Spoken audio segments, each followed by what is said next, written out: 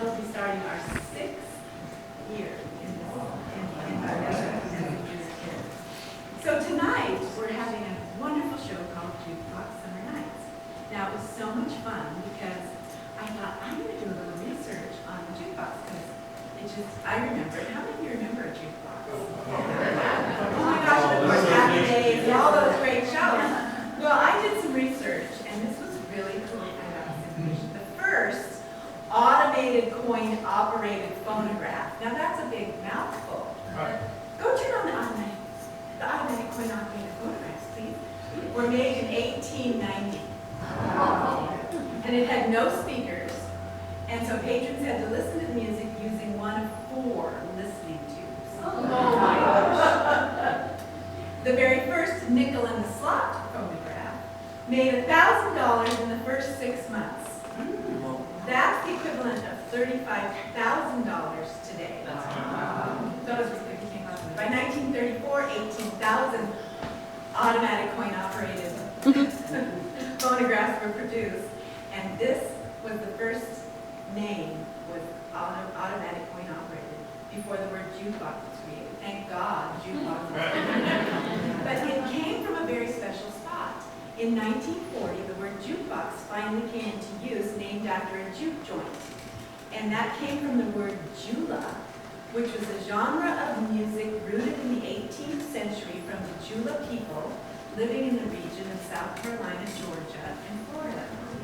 This music was a fusion of African rhythms, spirituals, and blues passed down through the generations and became a foundational piece of music history in our nation, influencing some of the greatest music we still enjoy today.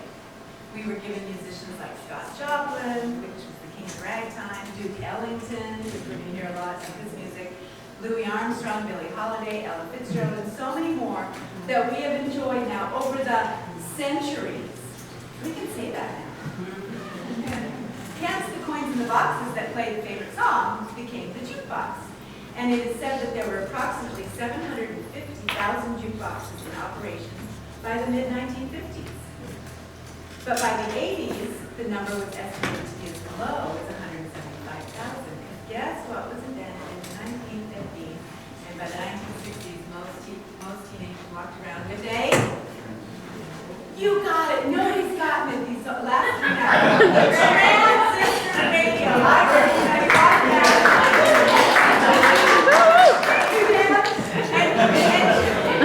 And you know what they say? The first thing I was a Walkman. And I'm like...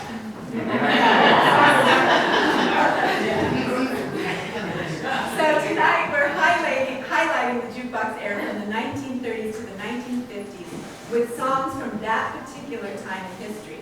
So every song in our performance this evening has a connection to this golden era of music. One of our favorites, of course, is Duke Ellington, Benny Goodman, because that musical legacy is the very bedrock upon which much of our modern jazz and jazz standards evolved, which is our specialty here at Cabaret Corner. So I love those guys. Now, was anybody born in the 1930s? 1930s? 1940s?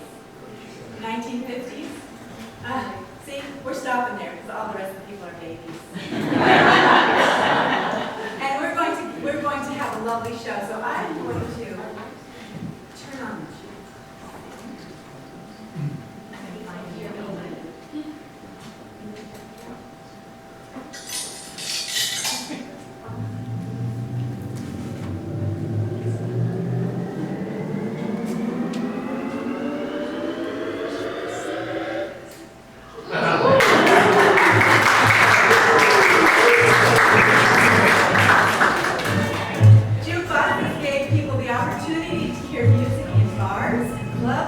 When the only music available in that time was in performance venues and live. It gave musicians from all walks of life the opportunity